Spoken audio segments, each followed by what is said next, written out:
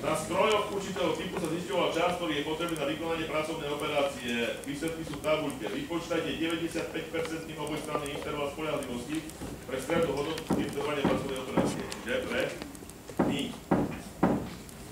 A čo tu máme? Numeriky. Z numeriky máme vypočítajte výpočítkovou metodou integrálov z 0 po 1 a kosinus na druhu z x, keď sa rovná 8 a obletníku výpočtu. Kosinus 2x má? To je za 30 bodov. Tu tento príklad vyriešia, a to vyrieši skoro každý. 30 bodov už má. Keď má započet 30 bodových, tak už nemá dokonca ani Ečku má. Teória. Nezávislé javy, pravdepodobnosť preniku a zjednotenia celkového nezávislých javov. 30-40 je.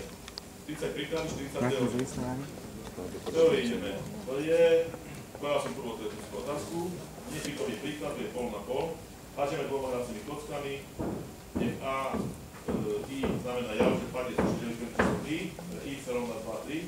Rozhodnite o závislosti, respektíve nezávislosti všetkých možných dvojich javov. Čiže treba to, čo na prednáške ten príklad riešiť. Musí sa čo rovnať? Musí sa pomieť na pravdepodobnosť, rovnať pravdepodobnosti toto javu. Tam sú 4 možnosti. Bude to nulový jav, čiže jav, ktorý neexistuje, hej? Čiže, alebo pomienkový jav, druhá bude na štatistiku. Testy zhody parametrov dvoch základných súborov.